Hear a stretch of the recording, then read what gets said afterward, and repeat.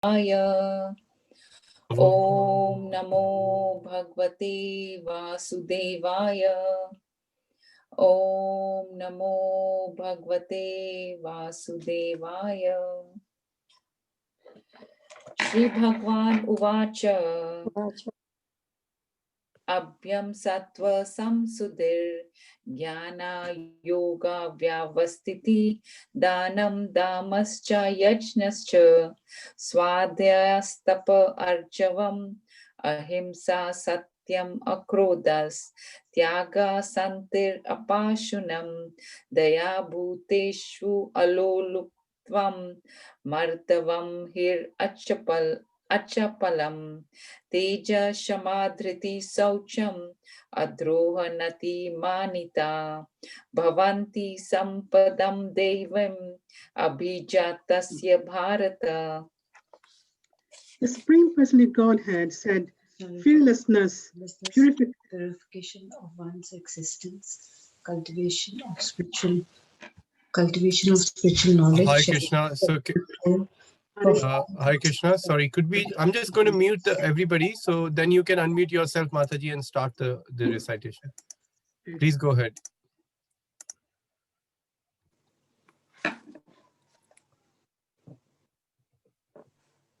Can I start now, Prabhuji? Yes, please go ahead. Okay. Thank you very much, Hare Krishna. The Supreme Personality of Godhead said, fearlessness, purification of one's existence, cultivation of spiritual knowledge, charity, self-control, performance of sacrifice, study of the Vedas, austerity, simplicity, non-violence, truthfulness, freedom from anger, renunciation, tranquility, aversion to fault-finding, compassion for all living entities, freedom from covetousness, gentleness, modesty, steady, determination, vigor, forgiveness, fortunate cleanliness, and freedom from envy and from the passion for honor. These transcendental qualities, O son of Bharat, belong to godly men endowed with divine nature. Verse 4. Dambo darpo bhimanascha krodha parushyam evacha agyanam chapi chatasya paratha sampadam asuram. Pride, arrogance, conceit, anger, harshness, and ignorance, these qualities belong to those of demoniac nature, O son of Pritha. Verse 5. Daivi sampad vimokshya nibhandaya surimata masucha sampadam daivim abhijato si pandava.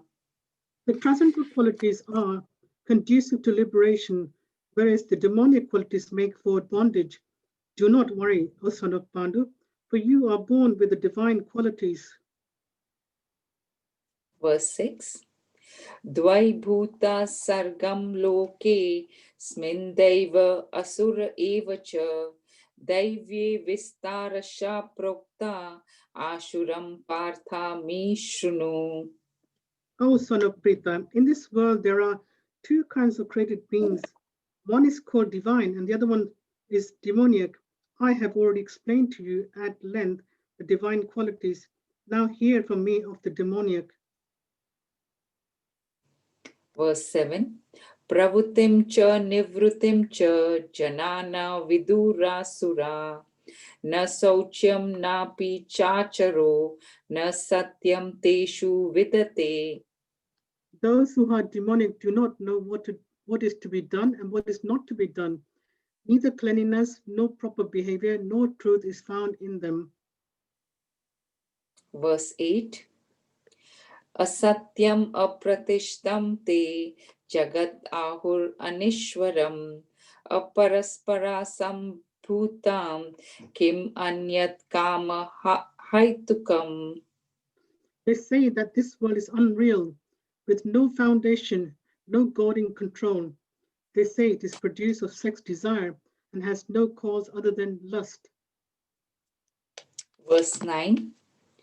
Etam drishtim avastabhya nasta mano lipa buddhaya प्रभावन्ते उग्रकर्माणा क्षया जगतो हितः. Following such conclusions, the demoniac, who are lost to themselves and who have no intelligence, engage in unbeneficial, horrible works meant to destroy the world. Text 10. Kamam ashrita dushparam damba madanvitaha mohad grihat vasat grahan pravartante suchivratah. Taking shelter of insatiable lust and absorbed in the conceit of pride and false prestige, the demoniac, thus illusioned, are always sworn to unclean work, attracted by the impermanent. Verse 11 and 12. Chintam aparimyam cha pralayantam upasritah kamopabhoga parama etavad iti nishchitah asapasa satir buddha kama krodha parayanah ihanti kama bhogartam anyayanartha sanchayan. They believe that to gratify the senses is a prime necessity of human civilization. Thus, until the end of life, their anxiety is immeasurable, bound by a network of hundreds of thousands of desires and absorbed in lust and anger. They secure money by illegal means for sense gratification. Text 13 and 15. Idam adya maya labdham imam prapasya manor atham idham astidam apimi bhavishyati punardhanam asu maya hata satrur hanisya chaparan api ishwaroham aham bhogi siddhoham balavan sukhi Adyobhijanavan asmi konyosti sadraso maya yakshe dasyami modisya iti ajnana vimohitaha. The demonic person thinks, so much wealth do I have today, and I will gain more according to my schemes. So much is mine now, and it will increase in the future more and more.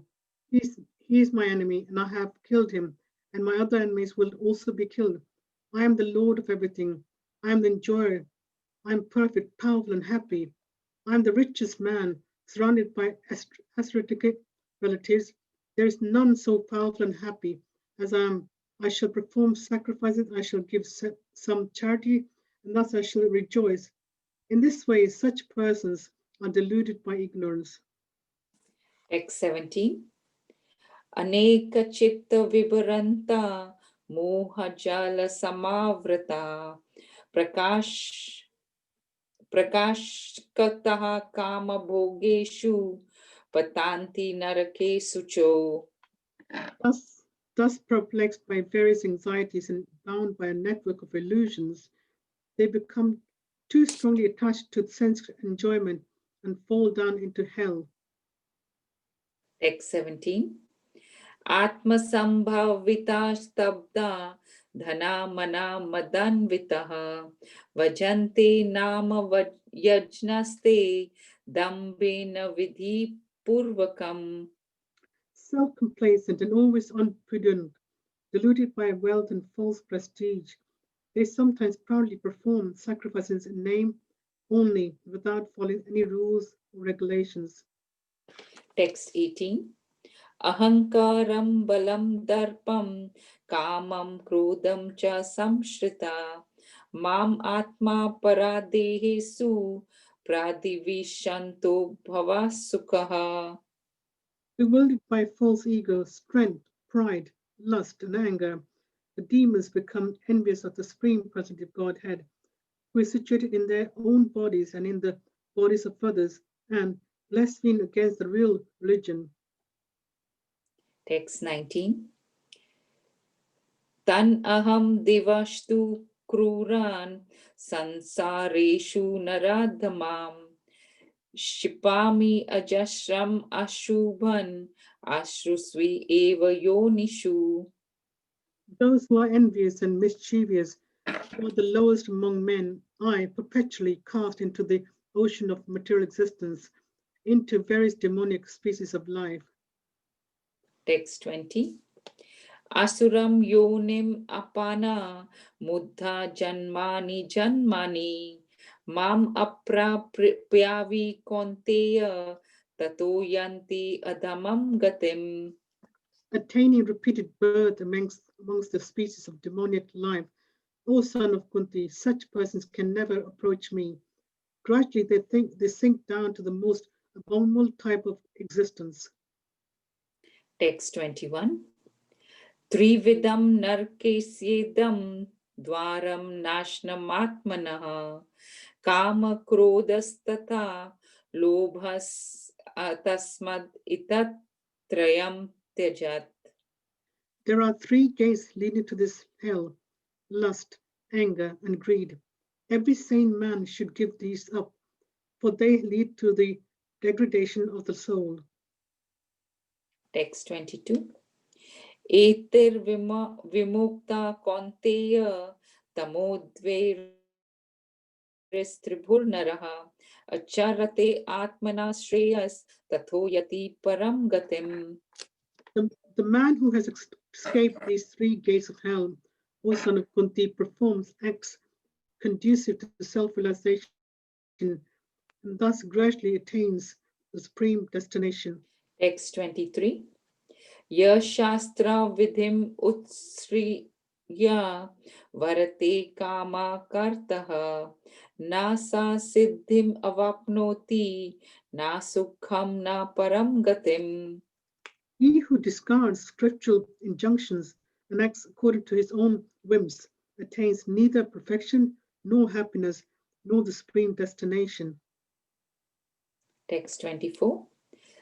Tasmach chastram pramanam te karyakaryavyastituhu nyatva shastra vidanokstam karma kartum iharhasi. One should therefore understand what is duty and what is not duty by the regulations of the scriptures. Knowing such rules and regulations, one should act so that he may gradually be elevated. Thank you very much. Please forgive me for all my mistakes. Hare Krishna. Hare Krishna.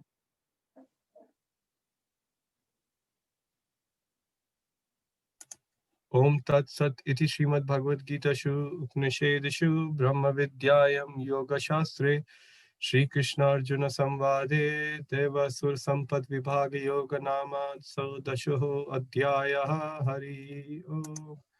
Thank you so much, Kusum Mataji and Chitralekha Gopika Mataji. Thank you so much for your recitation. That was really nicely done. And I want to thank all the devotees who are doing various wonderful services. I know Rasalila Mataji and also Santosh Mataji been helping with the recitation, rota, etc. Jyoti Mataji is doing the recording of each session and then putting on YouTube so it stays there for the benefit of all of us if we need it in the future. And many of you in some form or other are doing various services to this International Society of Krishna Consciousness. So I'm very grateful to all of you. Thank you so much. Hare Krishna. So today we are on the text 7 of this beautiful chapter, chapter 16. Hopefully you can all see my screen. Pravitrim cha nivritim cha janana vidurasura na socham na pichacharo na satyam teshu vidyate. Translation and purport by His Divine Grace A.C. Bhaktivedanta Swami Srila Prabhupada. Translation. Those who are demoniac do not know what is to be done and what is not to be done. Neither cleanliness nor proper behavior nor truth is found in them. So maybe I can read one purport and then I can invite one devotee to read the second one. We have Amritanand Prabhu who's very kindly trying to tune in into chats. So maybe Amritanand Prabhu or Annapaini, who, if she's also there with you, Prabhu, she can read the second paragraph for us. Purport. In every civilized human society, there is some set of scriptural rules and regulations which is followed from the beginning. Especially among the Aryans, those who adopt the Vedic civilization and who are known as the most advanced civilized peoples. Those who do not follow the scriptural injunctions are supposed to be demons. Therefore, it is stated here that the demons do not know the scriptural rules, nor do they have any inclination to follow them. Most of them do not know them. Even if some of them know, they have not the tendency to follow them. They have no faith, nor are they willing to act in terms of Vedic injunctions. The demons are not clean, either externally or internally. One should always be careful to keep his body clean by bathing, brushing teeth, shaving, changing clothes, etc. As far as internal cleanness is concerned, one should always remember the holy names of God and chant Hare Krishna, Krishna Krishna, Hare Hare, Hare Rama, Rama Rama, Hare Hare. The demons neither like nor follow, all these rules for external and internal cleanliness. Amrinaran Prabhu, would you or Anapani would like to read the second paragraph for us, Prabhu? Okay, Prabhu, I will read. Thank you. Anapine is here as well, but she'll read next time. Okay. As for behavior, there are many rules and regulations guiding human behavior, such as Manu Samhita, which is the law of human race. Even up to today, those who are Hindu follow the Manu Samhita. Laws of inheritance and other legalities are derived from this book. Now, in the Manu Samhita, it is clearly stated that a woman should not be given freedom. That does not mean that women are to be kept as slaves, but they are like children. Children are not given freedom, but that does not mean that they are kept as slaves. The demons have now neglected such injunctions, and they think that women should be given as much freedom as men. However, this is not improved the social condition of the world. Actually, a woman should be given protection at every stage of life. She should be given protection by the father in her younger days, by the husband in her youth, and by her grown-up sons in her old age. This is proper social behavior according to the Manu Samhita. But modern education has artificially devised a puffed up concept of womanly life, and therefore marriage is practically now an imagination in human society. The social condition of women is thus not very good now, although those who are married are in a better condition than those who are proclaiming their so-called freedom. The demons, therefore, do not accept any instructions which is good for society, and because they do not follow the experience of great sages and the rules and regulations laid down by the sages, the social condition of the demoniac people is very miserable. Thank you, Prabhu. I'll read the translation one more time. Those who are demoniac do not know what is to be done and what is not to be done. Neither cleanliness nor proper behavior nor truth is found in them. Om Jnana-timirandasya Jnananjana Shalakaya Chakshurunmilitam Yena Tasmai Shri Guruve Namaha. Nama Om Vishnupadaya Krishna Prishthaya Bhutale Srimate Bhakti Vedanta Swami Iti Namine. Namaste Saraswati Deve Gauravani Pracharine Nirvishesha Shunyavadi Pashyat Deshatarine Vanchakalpatarubhyascha Kripa Sindhubheva cha Patitanam Pavanebhyo Vaishnavebhyo Namo Namaha. Jai Shri Krishna Chaitanya Prabhu Nityananda Shri Advaita Gadadhar Shivasadi Gaur Bhakta Vrinda. Hare Krishna, Krishna Krishna, Hare Hare, Hare Rama, Rama Rama, Hare Hare.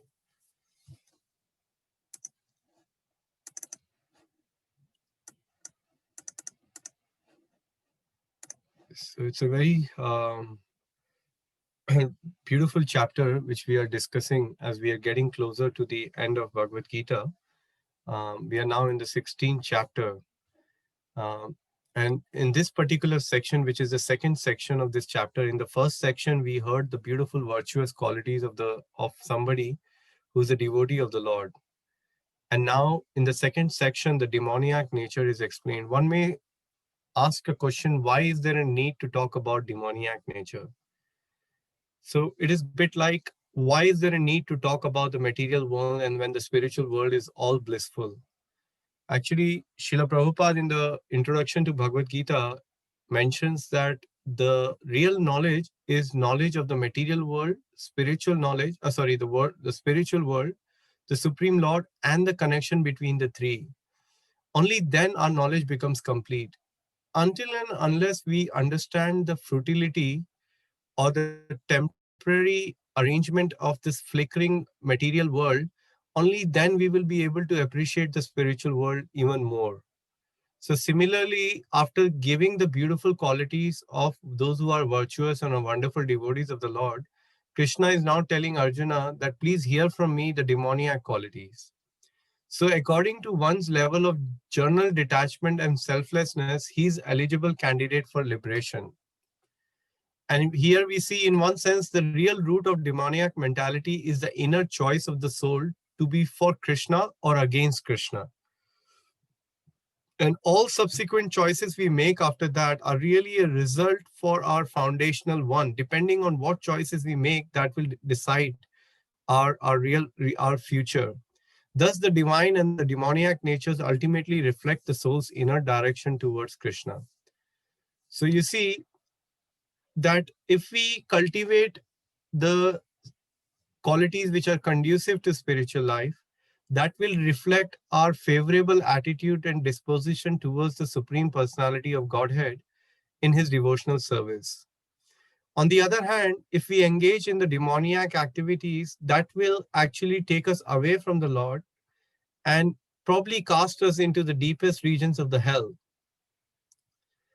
And the two broad sections of people who fit the general description of this demoniac and does not see Krishna's energies in this connection with him are materialist and impersonalist. So this is just to give you an overview of this particular section of this chapter.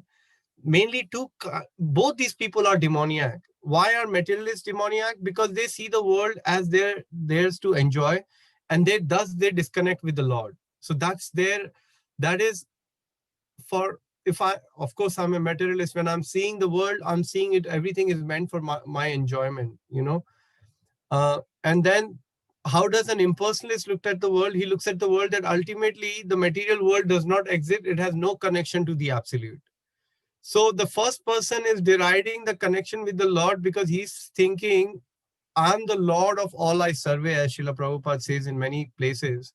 Whereas the impersonalist is saying, forget about the Lord, I can become the Lord. Ultimately, in some cases, the impersonalist doesn't even have any connection or understanding of the absolute truth. So that's the first and foremost understanding. Like, that's why Prabhupada says in one place, in fact, more than one place, that if somebody is not a devotee of the Lord, his so-called being good is not good. He's a demon. Prabhupada calls it very, very clearly. You can either be a devotee or you can be a demon. Even if you're trying to be a pious person, trying to do all the piety, collect the piety, so-called being a nice person, unless that piety, dharma swanishtita pumsam vishwak senu kathasu yaha, na utpaded yati ratim shrama evahi kevalam. That until and unless that pious person or the person in the course of doing his activity does not provoke attraction to the Supreme Personality of Godhead, all his endeavor is actually nothing but a waste of his time and energy. That's why in the same part from where I'm quoting this verse of Srimad Bhagavatam from the first canto, it is highly recommended that a person should engage in devotional service of the Lord and should consider self-preservation and the science of self-realization to be the ultimate aim of life, actually.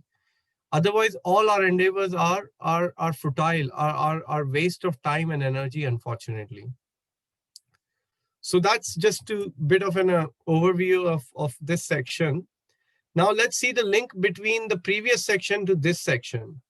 So after having briefly explained the demoniac nature in the text 16.4, Krishna will now explain it in detail from this text all the way to text 20.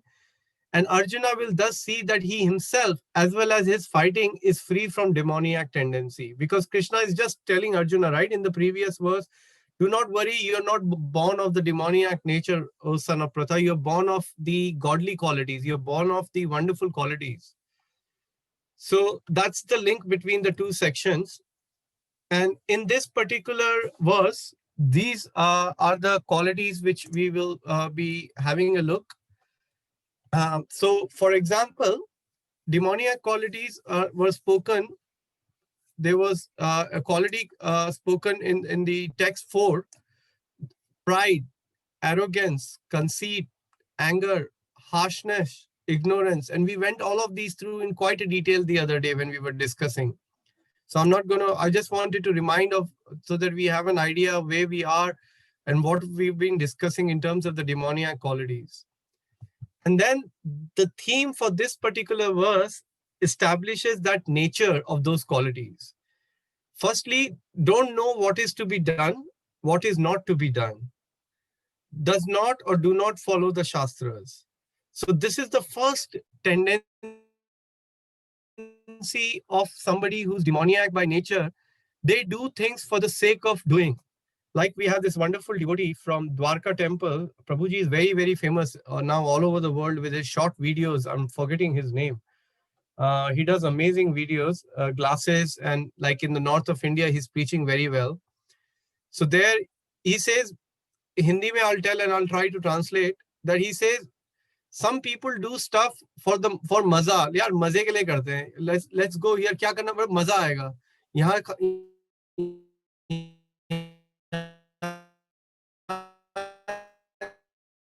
so the whole life of there is maza. So he says this, I think I mentioned it before. He says maza, maza, maza, and their life becomes saza, saza, saza.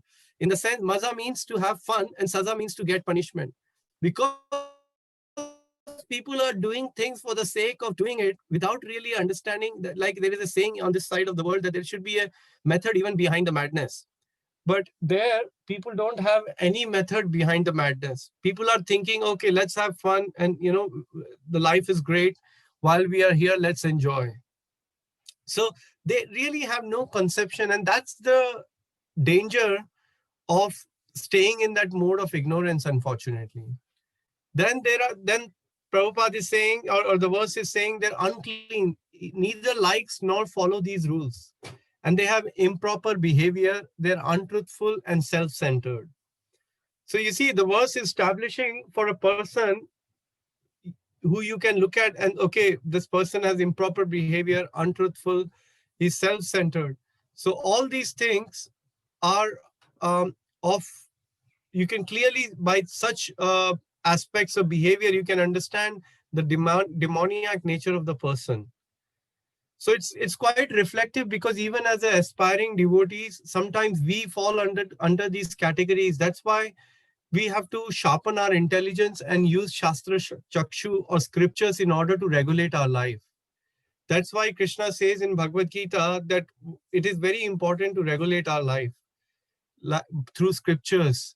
And also Krishna talks about that one should not eat too much, should not eat too little, and things like that. So these are all regulations of the scriptures. And Prabhupada talks about Manusmriti. Amritanand Prabhu read that part of the paragraph, that Manu Samhita is like a manual of life. You know, of course, Prabhupada has given us Bhagavad Gita, which really gives some practical instructions, which are also mentioned in Manu Samhita. So before we move forward, were there any comments or any reflections to, or any burning questions anybody has from the background of this verse and what we have covered? Pooja Mataji has a comment. She's saying, many people say this life is for enjoyment. It is given only once. Yeah, actually, it is given once in the sense we should only think that we have only got one chance as a human form. And I don't know since when we've been in this samsara chakra and how many lives we have taken. And now that we have taken the human life, Bhaktivinoda Thakur says, Durlabha Manava Janama Sat Sange, that it is, first of all, to get a human form of life is very durlabh, is very, very difficult to get. And on top of that, if we have the human form of life and if we do not take the association of the devotee, then our life is a really waste of time actually.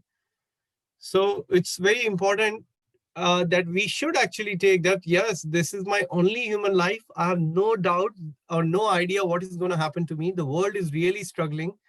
I can see the effect of material energy taking its root so badly. So I better finish up my business, as Prabhupada says, and go back. And his great Shruti Dhamma Prabhu used to say that so many lifetimes we have given to ourselves. Let's give this life to Krishna. Let's work for Krishna in this life. So that should be our motto, that should be our spirit, that should be our, that's where we should channel our enthusiasm actually.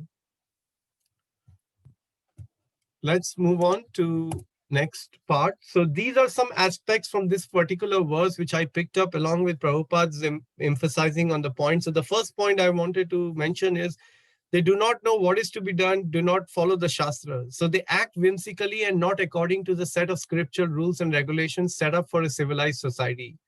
Either do not know the scriptural rules and regulations, even if he knows, have no inclination to follow, or there is a lack of faith. And you see, it is very evident when we try to distribute transcendental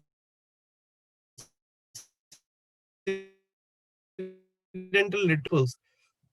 First one you will come across, they're completely whimsical and they will completely deride you that no interest, please go away, I'm not interested. So those are unripe fruit. Then there are others who may have some idea and they'll say, okay, maybe let me get an idea. And they will keep the book, but they may not open it because they do not have any inclination to follow or the lack of faith. But sometimes because they have taken a Prabhupada books and because these books are so transcendental by nature that even by touching that book and having it their home, they will get purification in their heart over a period of time and eventually land up opening that one page of the book and reading Prabhupada's words actually. And that will completely change the course of their life. So in Vedas, no faith in Vedic injunction. And in sages, they do not accept any instruction or experiences of great sages. This causes miserable social condition of demoniac people. You see that from our scriptures, we see from the life of Narad Muni in his previous life, although he was only a 5-year-old boy, he had the good fortune even at that age because of the upbringing he was given by his mother. He knew when a saintly people would come to home, I have to serve them. I have to serve them prasadam. I have to clean. I have to do whatever service I can. So from the very beginning of his childhood, he was so wonderfully engaged in the instruction of his mother, serving the Vedantist, that just out of that service, he developed the desire to hear the message of the Lord. In Bhagavatam, there is a verse, Shunvatam swa katha Krishna punya shavana kirtanat Hridaya antasto hi abhadrani vidunoti surit satam. That by serving such souls, Shunvatam swa katha Krishna, you develop the urge to hear the message of Krishna. Punya shavana nishevanat, like these messages are so beautiful that whatever is in our heart, that goes away and we hear the urge to wanting to hear because these pastimes of the Lord are vidu noti surit satam. They are completely pure and transcendental. We develop the urge to hear such messages of the Lord. So that's why Prabhupada, when he termed this word bhakti as a devotional service, it's a very active term. So one should always try to think when we are reading a scripture or studying Srila Prabhupada books, trying to go deeper, chanting our holy name, we are really asking for a service by showing our sincerity towards this. And that's the reason how Krishna can really come and shower us with his blessing by giving us service. And so when the service comes, we should really be open to take anything what it takes us to progress in the spiritual life actually. It's a rare privilege to have service. It's nothing like the mundane world that you scratch my back and I scratch your back. Devotional service to the Lord is a real privilege actually. So the Aryans they are the most advanced civilized people, as Prabhupada says, and they adapt the Vedic injunctions as it is, but others don't. And here are some more points that they are unclean. They neither like nor follow these rules. Prabhupada talks about the external cleaning, brushing, shaving, bathing, etc. I mean, we're living in the West. It's a great example. When I came to England, I met some of my friends from here, this side of the world, get to know some people. And I used to hear from them that they would take bath before going to bed. I mean, that's nice because as a devotee, we should take bath twice or three times.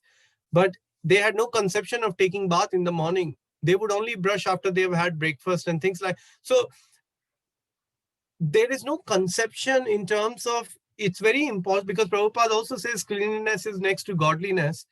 So both internal and external cleanliness is very important for the devotees. And of course, for internal cleaning, what better than chanting the Hare Krishna Mahamantra? And then coming down to the improper behavior, Manu Samhita is the guide for human behavior, especially for Hindus, as it is highlighted in the purport, because improper behavior with others results in what? Anger and harshness. Today, I had the privilege of hearing a beautiful lecture by Sutapa Prabhu, which was shared by Hema Mataji. She very kindly sent it to me because I didn't hear it. And what a talk Sutapa Prabhu gave about how we can sometimes judge other people, you know, starting from Sarvabhauma Bhattacharya's life and going into the hearing of Ramananda Rai's pastime of, you know, this devotee trying to go hear from him and again misjudging. So many times we are constantly misjudging people and coming up with such improper behaviors, which then result in anger and harshness. And Manu Samhita explains the laws of inheritance and other legalities, which also examples of proper social behavior, like women should not be given freedom. Women are protected in all ages, not as slaves, but as children. And Prabhupada speaks that result of what is happening in the world right now, because if the woman is not protected, Krishna is telling into Arjuna in the first chapter towards the, I think it's from text 40 to around 45, he's telling how the degradation of the society take place. If the women are not protected, there will be unwanted progeny. And because of that, there will be a complete havoc and the society will completely go to, like as we call it here, dogs. You know, it will be very difficult to have any kind of regulation. And we know from Srila Prabhupada days, you know, I'm reading this beautiful book called When the Sun Shines by Ranchor Prabhu, which we all ordered. I'm sure all of you ordered in the marathon. If you haven't done it, please log on to Idea Seats and order it now, because I can tell you this book is absolutely amazing. Absolutely amazing. It begins with the history of it all, how it all started at Haight-Ashbury and culminates into third chapter, which is about London. The idea about London, Ranchor Prabhu depicts it so beautifully, you know, so nicely. And coming back to the point of this talk about women, you see, even in West, when Prabhupada went there, this idea of women freedom was very, very prominent at that time. So we know Mother Joan at that time, who used to come to Prabhupada through, I think she got connected through Malati, and she started to serve Srila Prabhupada. She started to cook and learn the cooking with Prabhupada.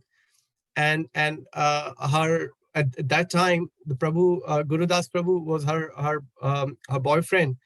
And just after a few days of serving Srila Prabhupada, they both went to Prabhupada and said, we want to get married, because Prabhupada, they could see Prabhupada was only happy having, you know, proper couple situated in a Vedic ashram, you know. That was Prabhupada's mood. So they adopted that mood. And Prabhupada, what did he say? First initiation, then marriage.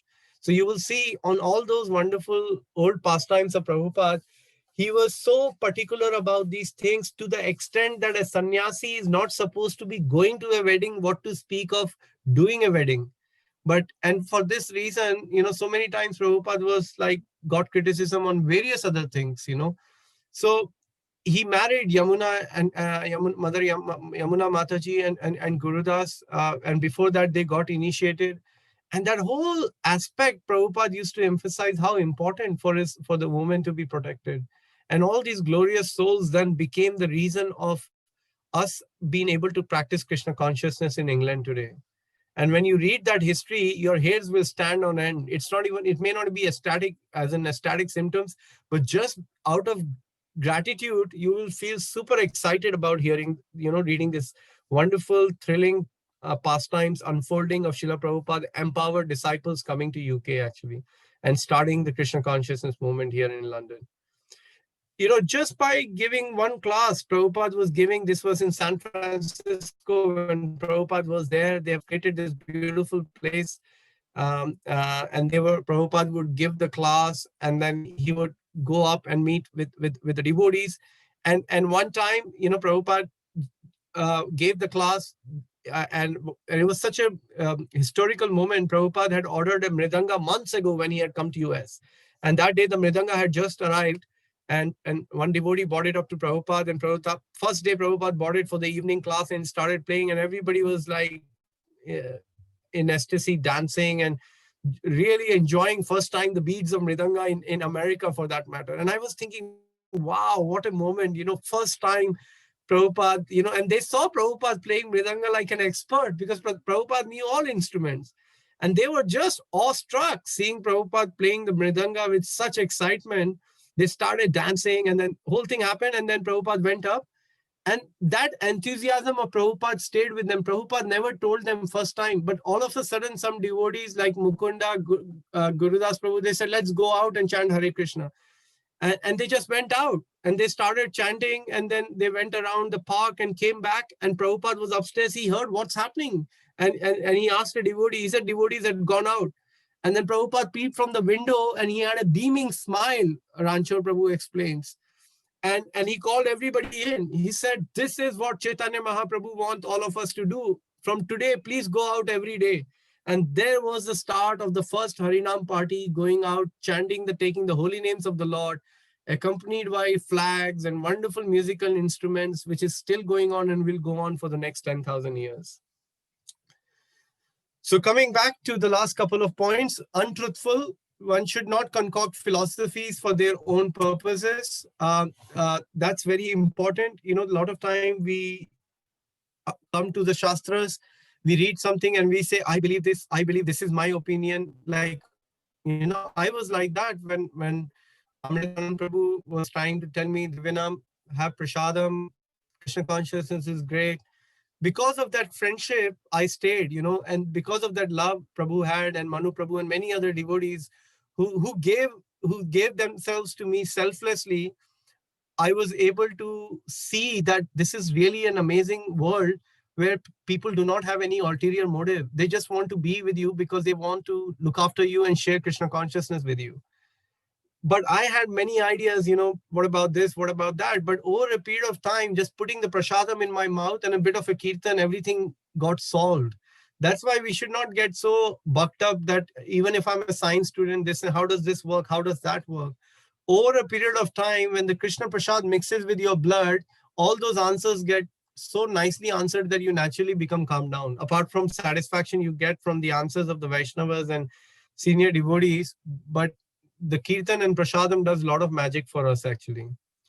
So those were some of the points from today's discussion. And it's 8:30 now, so which is quite good. So maybe we can have any comments or any reflections you like to share with me. Anything which stuck with you, you can reflect back. Or if you have any questions, you can also ask any questions and I can try to answer. If not, I would revert to some other devotees on the call. Prabhuji.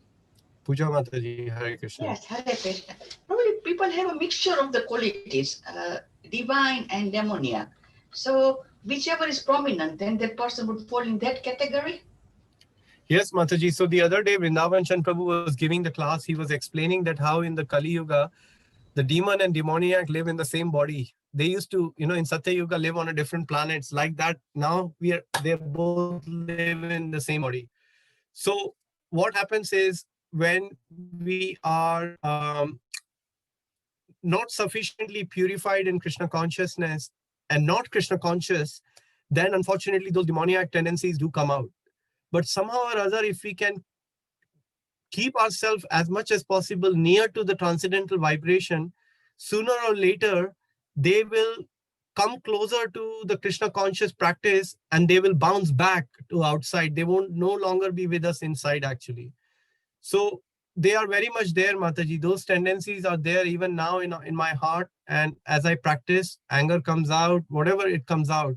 But at least we have our practice to hold on to. We have our spiritual master to pray for. We have our deities, we have the devotees to reveal our heart and discuss it with them. That, Prabhu, I'm still struggling. These tendencies are still there. Can you share some practical tips? And by following those practical steps, slowly and gradually, those demoniac tendency will go away, Mataji, because that is the nature of the holy name. Chaitanya Mahaprabhu, that's why right in the first stanza, he says, Chetu Darpanam Marjanam, Baha Madhvagani Nirvapanam, Sherva Kairva Chandrika, Vitranam Vidyavadu Jivanam, Anandam Buddhivardhanam, Pratipadam Purna Mitasvadanam, Sarvatnam Snapanam, Param Vijayate Shri Krishna Sankirtanam. Right at the beginning, Mahaprabhu is saying, just by taking to the process of the holy name, our heart will start to clean. All that dust which is accumulated from many, many lives will start to gradually go away, Mataji.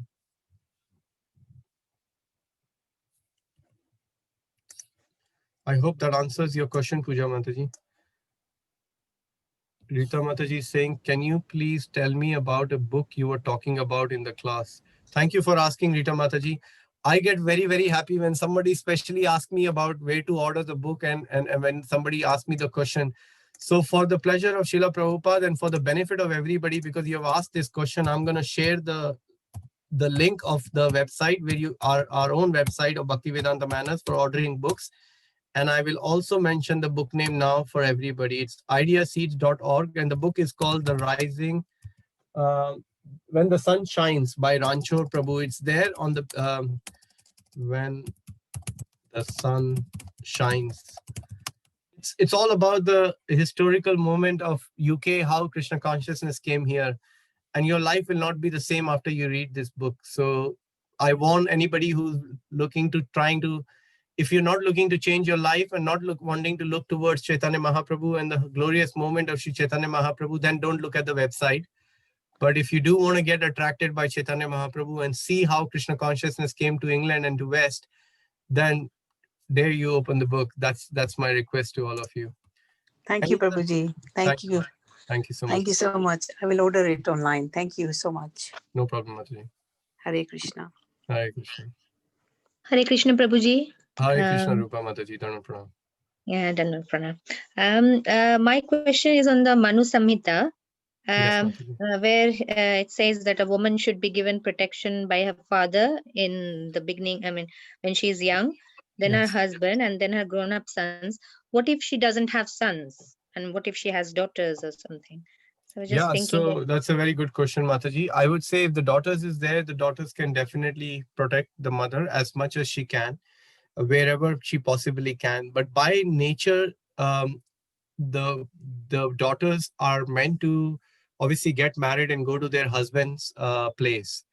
So in that case, see, Mataji, for us, for us, everything is a blessing, even whether we have a son or a daughter. I will say that. The reason being, we live in a very protective society of Srila Prabhupada, because Prabhupada has made a home in which everybody can live very protectively.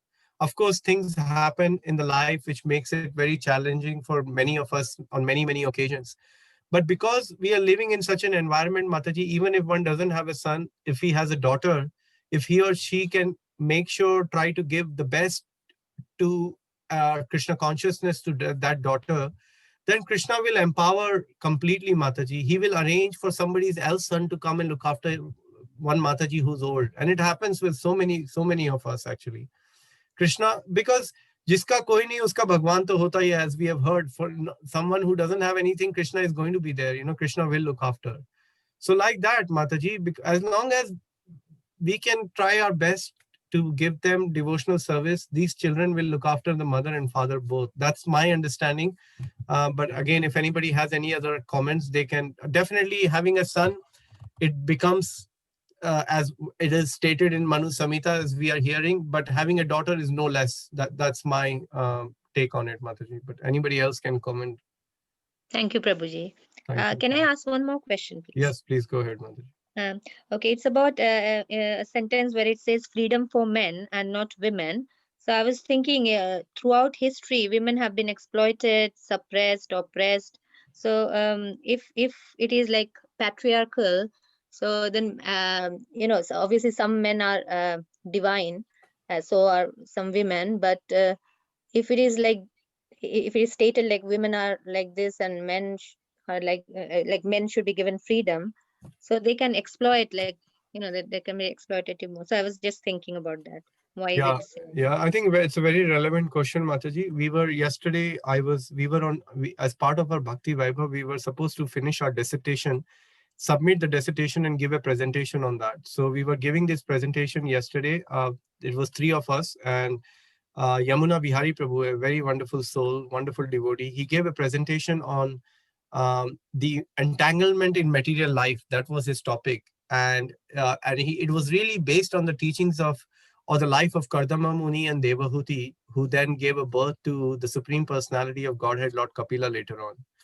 So in that point, in that whole session, that point came across very, very strong about the Prabhu and the male and, the Mataji's protection. And so, and there was a good churning going on there. But my understanding of this is, Mataji, that yes, that's the nature of this world, that the men are supposed to be very strongly engaged in Krishna consciousness so that they can support the family, the wife, the children, and everybody through that strength of Krishna consciousness.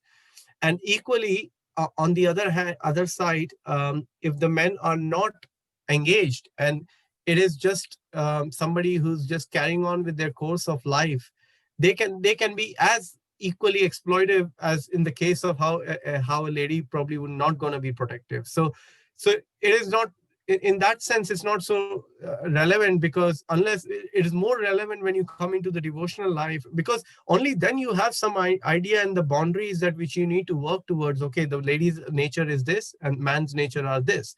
But Prabhupada says that, like we hear the quote, sometimes we expect Matajis to be doing so much, like I may have expectation my wife should do, but am I really acting like a devotee husband? So I don't normally ask the question, but I do.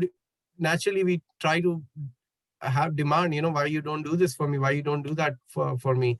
But Prabhupada talks about, he says the respect should really be commanded. It comes over a period of time by us setting an example for mothers and for our wives, actually, Mataji.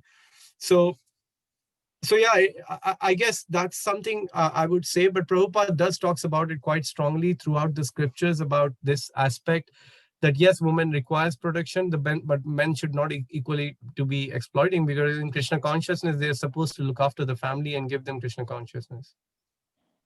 Okay, thank you very much, Prabhuji. Hare Krishna. Hare Krishna, Mataji.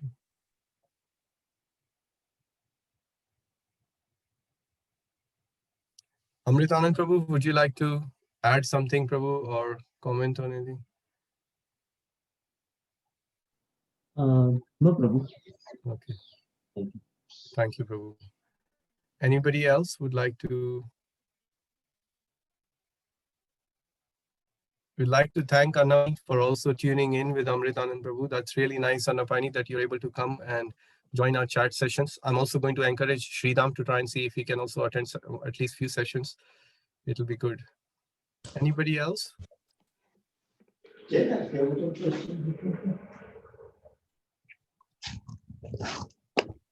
Krishna, Prabhuji. Hare Krishna, Jai Shri Mataji. Hare Krishna. I was just thinking when you were talking about the women and they should be protected and they should be given freedom, and you explained half of my question in that is in an ideal society where the men are Krishna conscious and everybody is following the rules. But in real practical lives, sometimes the women have to be strong because they may have children they have to support, or they may, they may have lost their husband, or their husband may not be strong enough to support them. But that doesn't mean that you can't be Krishna conscious. You see it with Mataji's, in our movement as well. Sometimes they have to be strong, and if they didn't have that freedom, they wouldn't be able to support themselves and their families in the way that they do. Yes, Mataji. So that's a very good point. So women have to be strong, but even a men have. Anybody who's talking about when we talk about being strong, we can only be strong as long as we are strong or standing on the foundation of the scriptures, Jai Shri Mataji. So even because you see, we just learned from the beginning of this verse that if we know what is to be done, and what is not to be done, then we are stronger.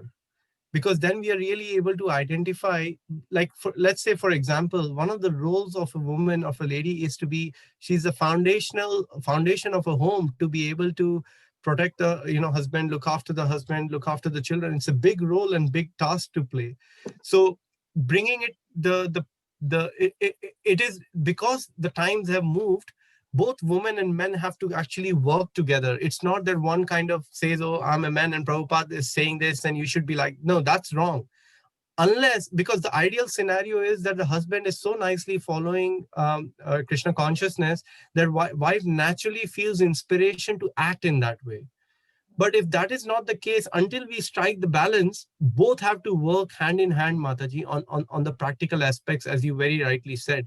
So, and if a woman is also driven by the intelligence of the scriptures and Bhagavad Gita, then she can definitely be strong, both materially and spiritually, and be able to do her duties, actually, Mataji. Thank you, Prabhuji. Thank you, Mataji. Hare Krishna, Prabhuji.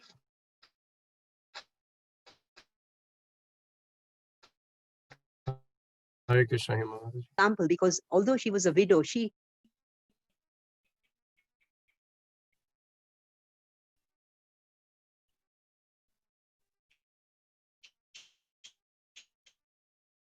didn't take instructions. She didn't have a husband. There was a choice made, and she was completely surrendered and guided through the instructions of Lord Krishna, and looked after everybody from that point of view. So that's a very relevant example. And but I think it really drives the point home that because she was able to do all that what she could do, because she had full faith in Lord Krishna. Absolutely. To the point that she's saying that let all the troubles come upon me, because when they are coming, I'm able to remember you even more. Because her sad part began when she heard Krishna is leaving us. She said, till the time you were there, all the difficulties were there, but I couldn't care because I could think of you. But now that we have everything, we have won the battle, we have the kingdom back, and now you're leaving, and I'm worried. And that is such a special dynamics in our life, that somehow or other, if we can remember the Lord in the good times, then we will get the strength to remember the Lord even in the bad times. But most often what happens is we lose the sight when we are overwhelmed with the joy or things like that. We think, oh, this is probably driven because of what I've done and what I've achieved. For most of us, that's the case. Not for, I mean, many of you are exalted and advanced, but that is our tendency. Sometimes, unfortunately, it doesn't work like that. But so yeah, Kunti Maharani is a brilliant example, Hema Mataji. Thank you for sharing If that. you look at our scriptures, then we've got Draupadi, who were very empowered, very strong women, and they didn't kind of need support, did they? They were a women, they were an entity to themselves. Yes, yeah. So here we have a message. Is it Kusum Mataji who sent us a message? She's KKHH, probably, I'm not sure, maybe somebody else. Hare Krishna, Mataji and Prabhus, there is also an issue of generations. Also, there is a reason for one to take birth in a particular body, male, female, due to the complexity of karma, etc. And really, it is best to live out your own dharma than trying to do another's dharma, even if it is done perfectly. I'm sure there is a verse to that effect in Bhagavad Gita. Yes, there is, Prabhu. Thank you so much for supporting it with the scriptural evidence. Also, from spiritual perspective, all are equal. But when thinking on material plane, one sees female and male, which is not the case on the spiritual plane. Jai Shri Krishna. Thank you so much. Yeah, that's very profound. So that's right. So one way to look at it is we are all supposed to be enjoyed by the Lord, whether male or female in this world, because there's only one male from scriptural point, or from the spiritual point of view, which is Lord Krishna. So that's also one vision to look at it. Absolutely. So thank you for sharing. It's 8:45 now, dear devotees. So perhaps we can call it an evening, a wonderful evening to be chanting a chapter of Bhagavad Gita in all of your association. We will see you tomorrow in the association of Mukunda Hari Prabhu. Tomorrow is Tuesday. Thank you so much for coming together and chanting a chapter of Bhagavad Gita. And please don't forget to order that beautiful book, When the Sun Shines. The sun is still shining. The book is so beautiful. I've just started reading. I'm on the 3rd chapter. I'm absolutely relishing it. So feel free to place an order of the book directly on Idea Seeds website, and have a wonderful Krishna conscious evening. We will see you all tomorrow. Vancha kalpatarubhyascha kripa sindhubheva patitanam pavnebhyo vaishnavebhyo namo namah. Hare Krishna. Thank you, Hare Prabhuji. Krishna. Thank Thank you, you, Prabhuji. Prabhuji. Hare Krishna. Thank you. Hare Thank Krishna. you, Prabhuji. Hare Krishna. Hare Krishna. Hare Krishna. Hare Krishna. Thank you, Prabhuji. Thank you, Mataji. Hare Krishna. Hare Krishna Chaitanya Prabhu. Thank you for tuning in.